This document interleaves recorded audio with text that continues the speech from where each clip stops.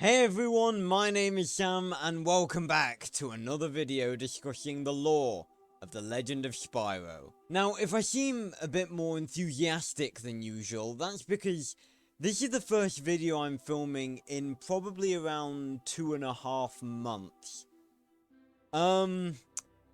Basically I've had to spend the past 2 months, doing the last of my uni work, which is why there haven't been any videos. And it's really annoying because at the time I had just started doing these videos, and the 2 videos that I've posted to do with the Legend of Spyro lore have done better in the time that they've been out than almost any video on my channel has ever done. And that's really good, because it never seems to be the videos that I like doing the most and put the most effort into that end up being successful. So when those videos do get a lot of attention, that's always good. It always seems to be the videos that, you know, I sort of do a one-off on and then forget about it, and then they end up being popular, like the Max Steel one. But I'm really glad that you guys are enjoying these Legend of Spyro lore videos. I'm sorry about that, it's a very windy day. I'm really glad you guys are enjoying these videos. I love doing them, and I've received so many really nice messages and comments from people about the videos. So I really do appreciate you guys commenting and liking what I do. So thanks. But you didn't come here to see me be all sappy, so we're gonna get on to it. So basically, I've been gone for a few months, but now I'm back, and as well as obviously all the other videos that I do on the channel, these are going to be coming in force.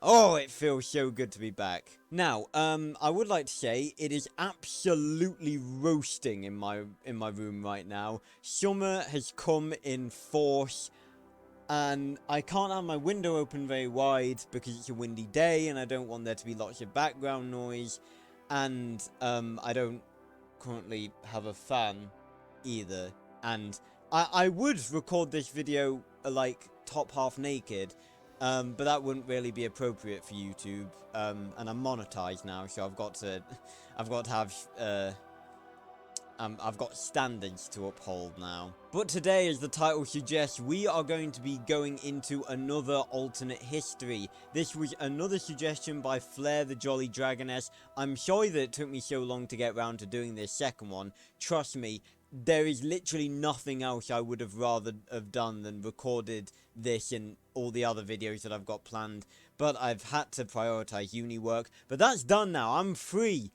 My second year of university is just done. It's over. So I've got the summer now to work on videos as much as I damn well please. So yes. But yes, enough rambling on. I'm just really happy to be back. So last time we delved into what I thought an alternate history would be like if the dragon eggs were never destroyed by the Dark Master's forces.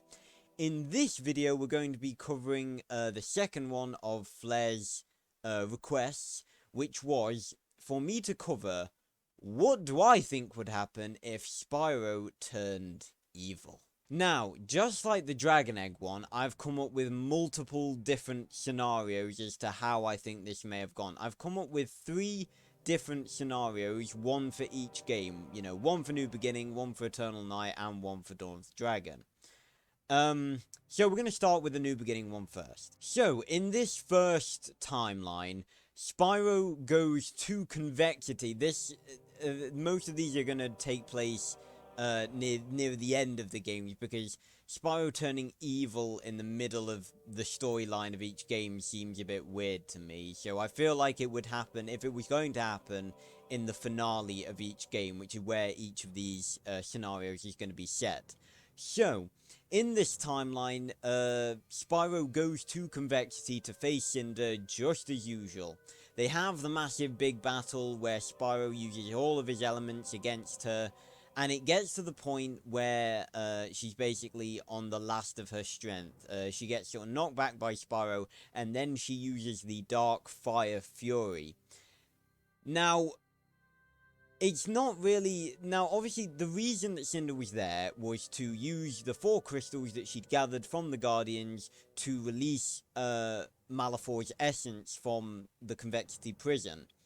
And it's never specifically stated when it happens, but in my mind, the moment when his essence is actually released is the moment where it starts pulling everything in, where it becomes like a vortex. You're like pulling everything towards it. I think that's the moment when his essence is actually released. So basically, and we know that happens basically after the fight. You know, Cinder gets subdued by Spyro using light ether, or just ether, I guess, and Cinder turns back to normal, and then the essence is released. So basically, in this scenario, the essence actually gets released a little bit earlier. So, Cinder builds up her energy and uses the Dark Fire Fury on Spyro, knocks him to the ground. And then,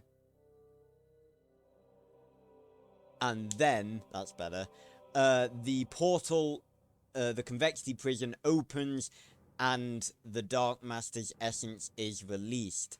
Now, I'll probably do another video talking about why Spyro was able to use ether in that specific scenario, because we know that he gets struck by the Dark Fire Fury, and then immediately afterwards he's able to use ether for a short amount of time. Now, it could be as simple as it being the same as the other elements, in that it's just a moment of crisis that unlocks ether for him, just as all the other times of crisis unlocked elements for him.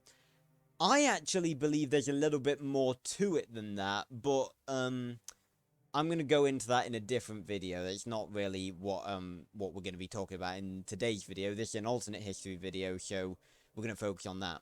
So, regardless of how in the regular timeline Spyro would receive ether, at this moment when he's knocked to the ground, Malefor's essence is released, and seeing Spyro weakened on the ground, the essence actually goes into Spyro, basically. Basically what happens is the essence of Malefor basically possesses Spyro. It goes within him, and you can kind of guess what would happen from that. Yeah, he goes Dark Spyro. Now, it's kind of, you know, we don't really get a clarification on what the difference is between Malefor's essence and his soul, because we know that his essence was trapped in Convexity and his soul was trapped in the Mountain of Malefor. So obviously the soul is sort of like the life energy of a being within the Spyro universe, I guess. So I guess maybe his essence would be his power, which would make sense in this scenario. But we do know that there is there's sort of a sentient part of Malefor within his essence as well as his soul, because at the beginning of Eternal Night we hear Malefor calling Spyro's name in Convexity, so we know that on some level Malefor was sort of sentient within his essence as well. So basically the essence comes out at that moment and possesses Spyro and turns him into Dark Spyro, and instead of getting regular ether powers, he gets dark ether powers, as in the ones that he gains in Eternal Night. So, Cinder obviously starts attacking him again, throwing fireballs at him, just like before, and instead of the regular attacks that he has, which sort of, I guess, stun Cinder and fill up his Fury Bar, he has the sort of smoky, purpley beam of energy that he uses in Eternal Night. And he he keeps dodging the fireballs, one after the other, obviously, and every burst of breath energy that he uses on Cinder, it makes her weaker, and it slowly, because I don't actually think that, like, again, another video that I need to do is talking about Ether in general and all of the abilities associated with it, but, Ether, the light Ether abilities that he uses in New Beginning, I guess in some way they make, Cinder weaker, or maybe, you know, drain her energy. It's not really clear what they do to Cinder, but we know that, the fury that Spyro uses in New Beginning drained her of all her evil. So maybe all Spyro's ether powers were doing in New Beginning was slowly but surely sort of sapping away at the darkness inside of Cinder and not actually hurting her. And then the fury obviously finished the job. But obviously, the Dark Ether abilities are a lot more sort of dangerous, because we saw in Eternal Night, Spyro used them to turn Gaul to stone. And that's what the Dark Ether abilities are doing to Cinder in this scenario. Every time he dodges a fireball, he fires off a burst of Dark Ether energy, which weakens Cinder. It weakens her more and more and more, until eventually she just collapses onto the floor. She's not unconscious, she's just sort of weakened to the point where she can't fight anymore. And obviously Sparks is there with Spyro, and he's sort of like, he knows that maybe something's not right. And then, you know, Sparks is sort of like, you know, calm down, Spyro, you know, you beat her. The battle's won. But Spyro, having been possessed by Malifaux, he's not having any of that. So Spyro uses his Dark Ether Fury. And obviously we know what the effects of that are. We saw that in Eternal Night. And his Dark Ether Fury turns Cinder and Sparks to stone. And that's only the first wave. There's multiple sort of waves of the Dark Ether Fury. So the first one turns both Sparks and Cinder to stone. And the second wave shatters them both. He kills them both.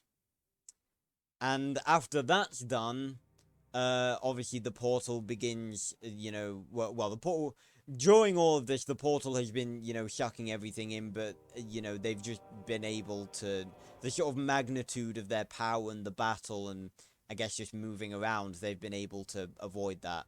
And obviously, in that form, Cinder was a full-blown dragoness, so she wasn't exactly going to get pulled in there. She wasn't that small that the pull would have affected her that much.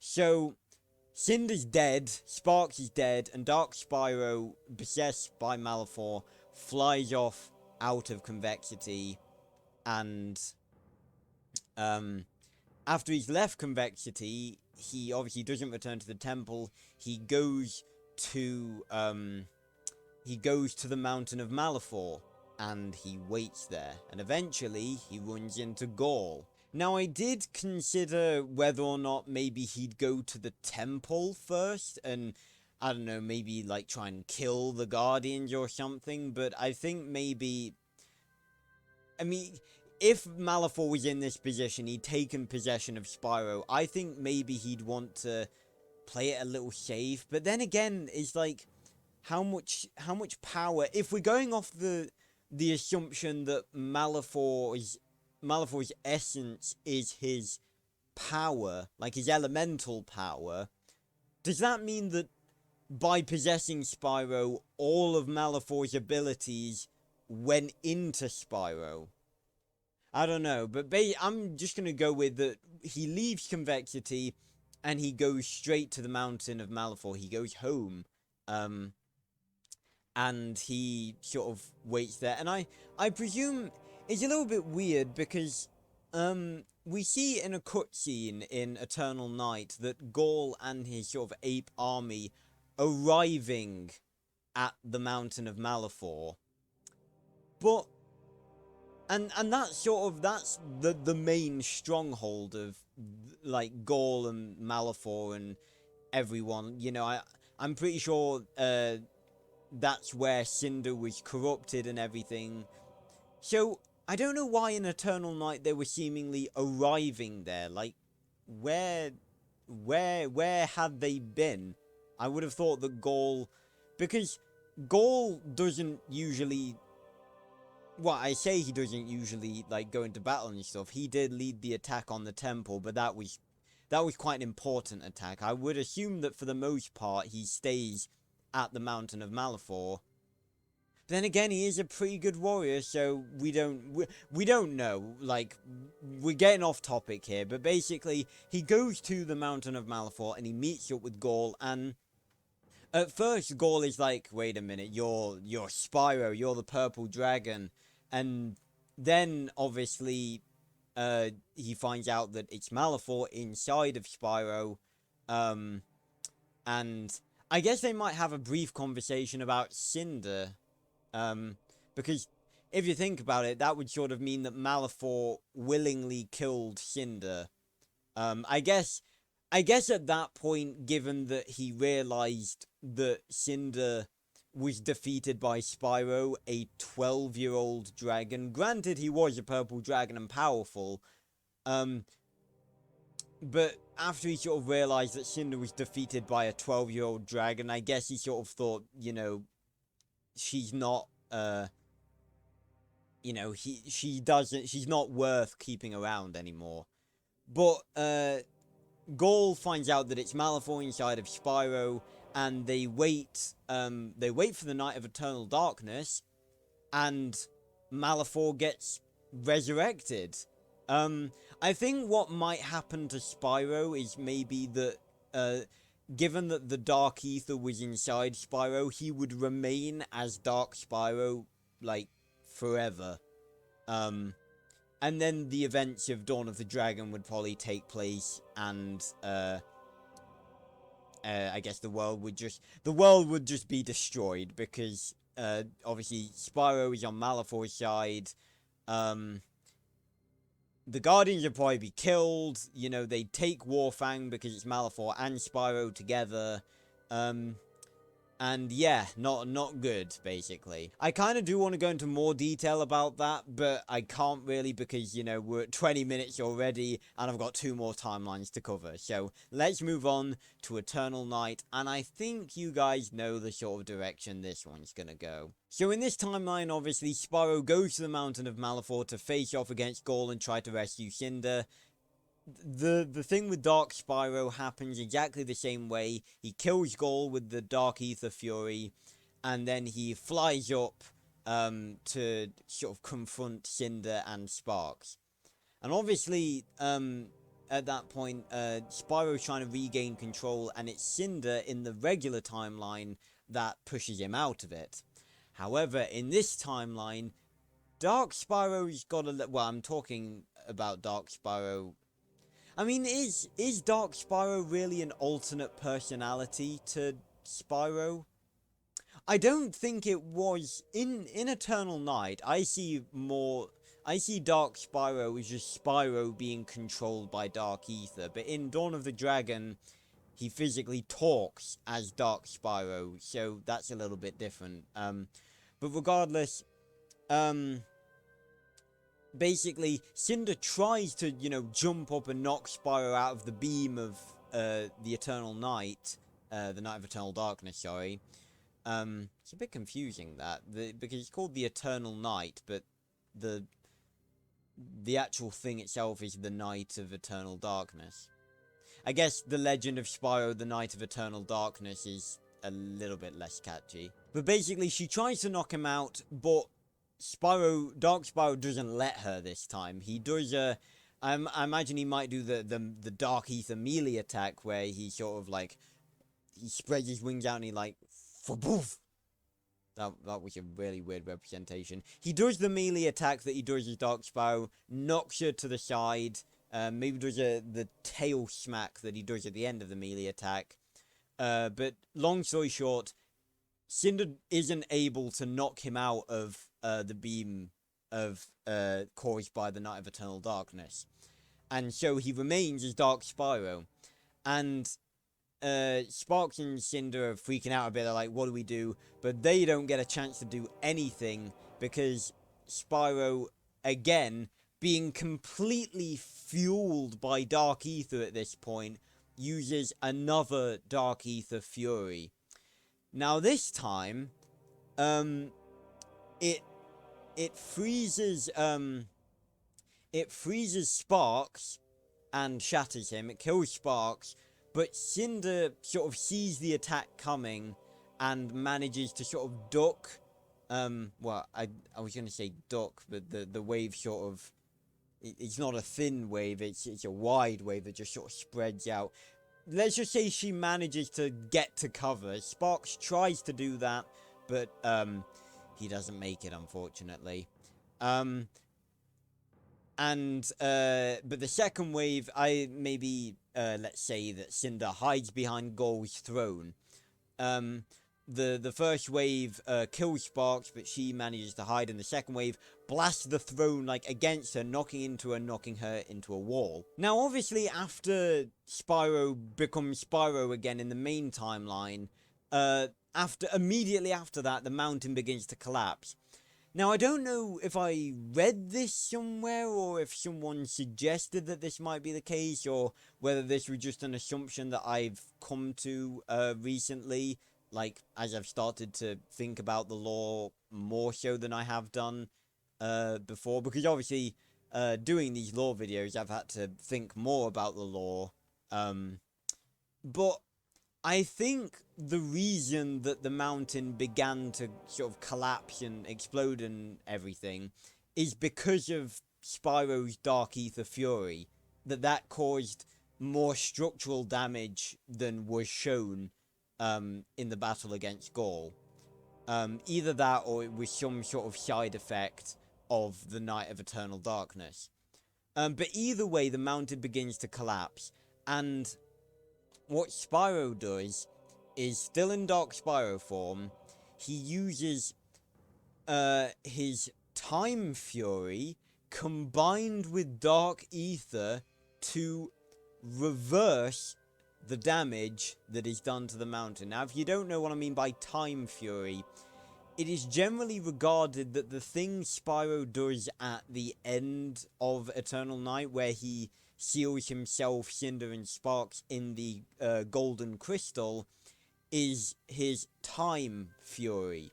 Because we know that he was able to use Dragon Time, the ability, throughout the Eternal Night, well, the events of the Eternal Night, and that is regarded by many to be what that is. It's him using his time powers in a fury.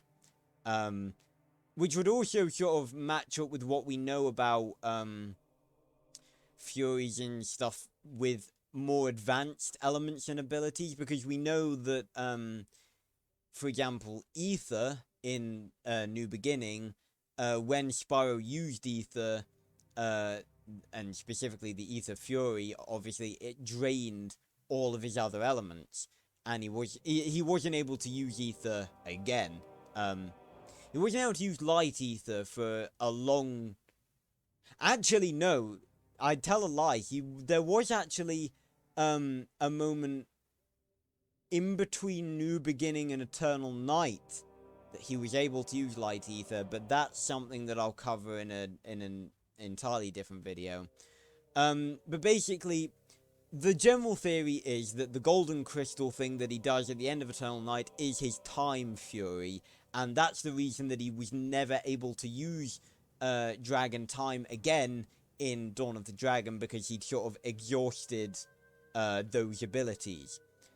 But basically what he does is, I guess he uses a Dark Time Fury in this scenario, and what he does is he reverses the damage that he's done to the Mountain of Malifaux. He stops it from exploding and returns it to a stable state. And, obviously, a few, I don't know whether it was a few moments later or it could have been a few hours later, but we know that the reason, that everything about, like, the Eternal Night is bringing Malifaux back to life. And we never got specific details on how that happened. All we were really told in Dawn of the Dragon was that shortly after Spyro disappeared, Malifaux returned. So that could have been days or weeks, or it literally could have happened mere moments after Spyro sealed himself and the others in the time crystal. We don't know, and that's definitely something that I'll discuss in another video. Jesus, so many videos to make on this. But I'm gonna say that it happens like moments after. So Dark Spyro comes out of the sort of beam of dark ether, and then the sort of atoms of Malifaux, his full purple dragon body, like, forms in front of Spyro, like, out of the beam. The beam forms into Malifaux, and he's back. And obviously Cinder is very fucking terrified because Spyro is turned dark, Sparx is dead, and Malifaux is back. So she basically knows she's fucking screwed. So Malifaux returns and he realizes that Spyro is basically under the Dark Ether's control and will be his servant, basically. And he turns to Cinder, and Cinder's obviously very, very terrified because Malifaux is looking down on her. And if you think about it, Cinder never actually met Malifaux, like, properly, because Malifaux was defeated a long time ago. Well, now that I think about it, I've never really considered when Malifaux was defeated, because clearly, like, Igniter says that they were at war with the Dark Master's forces for many years, so... but Malifaux was born, like, hundreds, probably thousands of years ago. And if the 10 generations thing is, like, applies to Malifaux, then obviously he was just born 10 generations ago. But he was born a long time ago. But, so I always assumed that, you know, he grew into his sort of teen, adult years, and then went to war, and then the war only lasted, like, a few years, or maybe even less than that, and then he was, you know, defeated and killed, and his soul and essence sealed away. But maybe the war went on for a lot longer than that. Although I still pertain to the idea that the war that had Malifaux alive in was hundreds of years ago, and maybe it's Malifaux and Gaul. Gaul and the rest of his forces sort of went into hiding for a little bit, and for like a good while after Malifaux's defeat, just to, you know, hide and not be destroyed by the dragons. And then maybe they started hearing his voice in the Mountain of Malifaux, and then he started telling them to, you know, go to war again.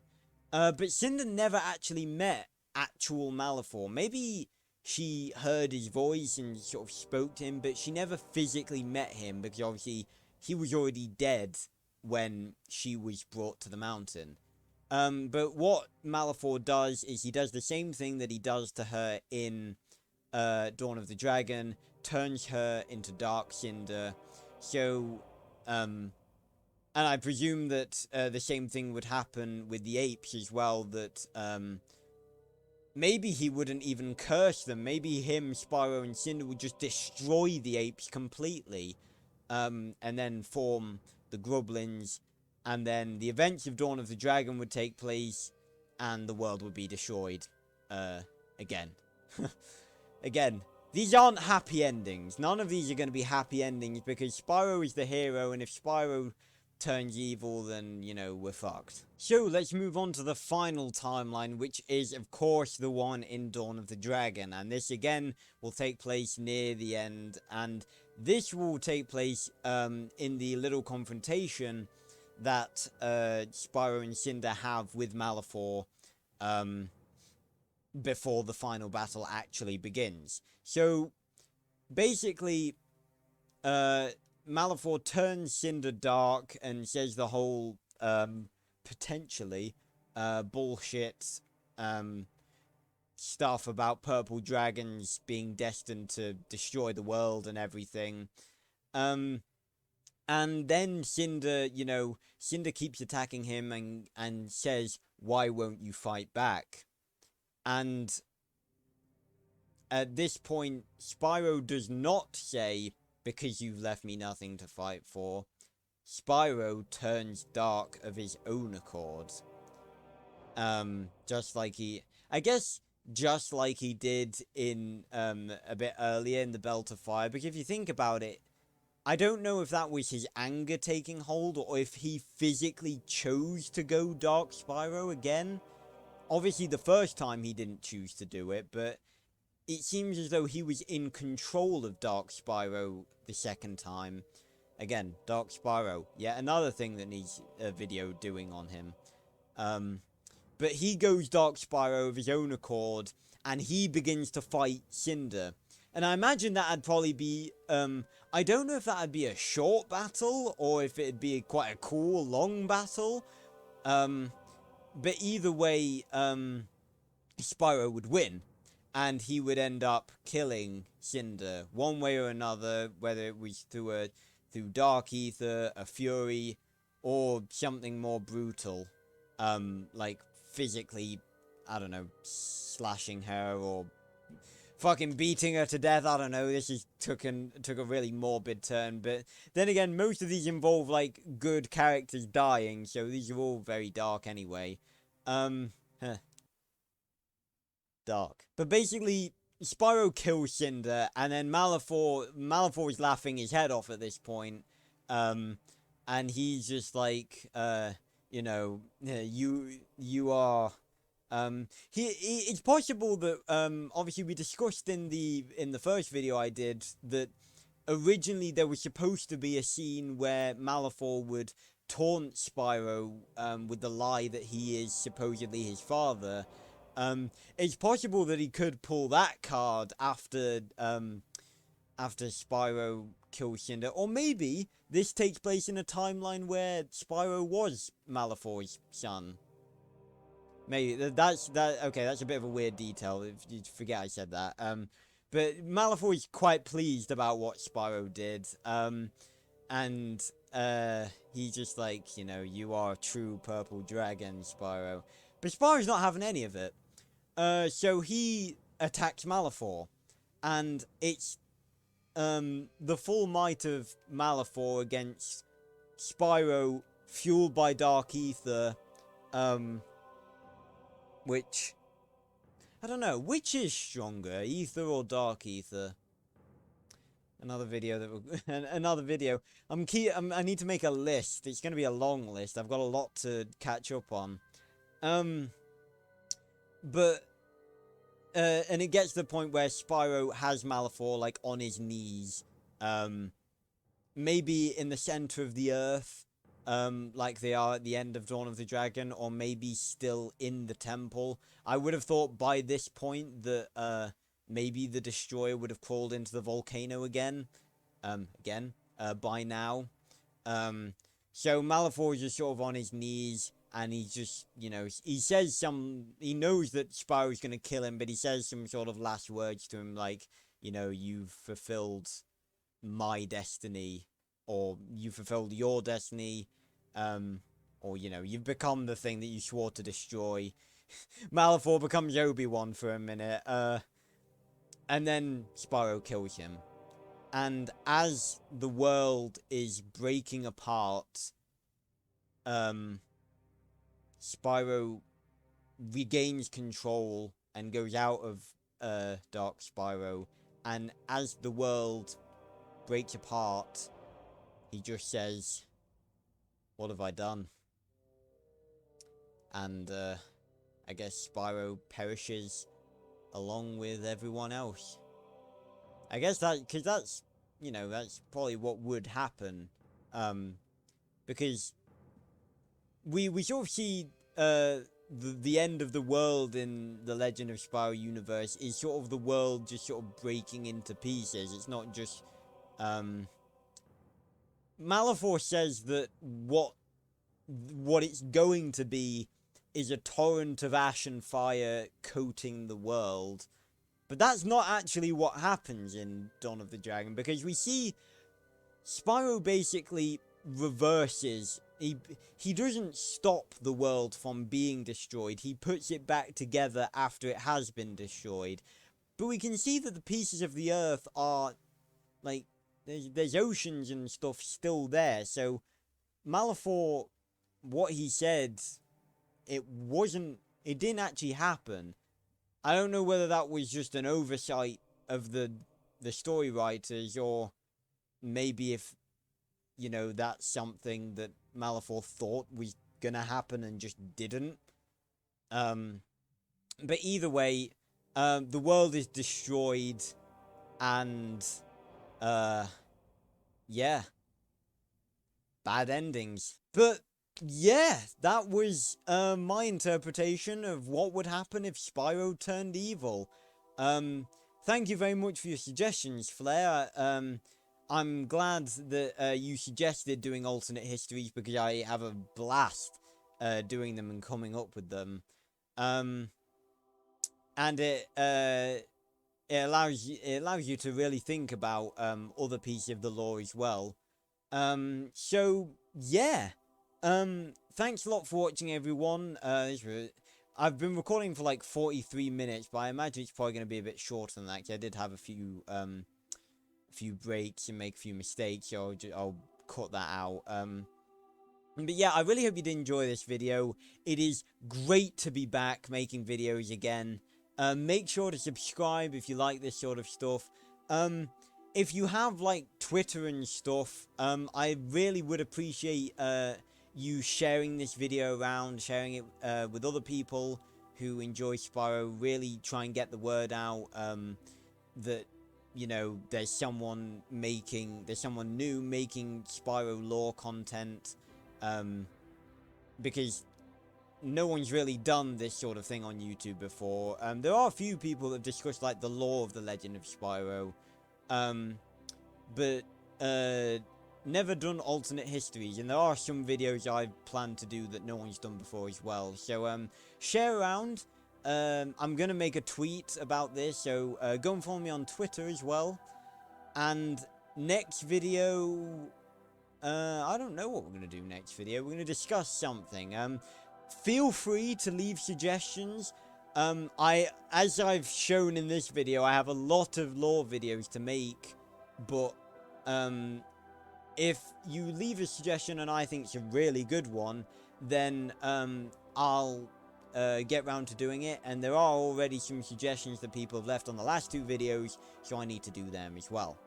But thank you so much for watching, everyone. If you did enjoy, make sure to leave a like, leave a comment, a suggestion, or just saying that you liked something said in this video and that you found it interesting. I appreciate all the comments that you guys give me. And make sure to subscribe if you want to, and turn on the notification bell if you want to be alerted when I upload new videos. So thanks a lot for watching, everyone, and I'll see you on another video very, very soon. Goodbye, everyone.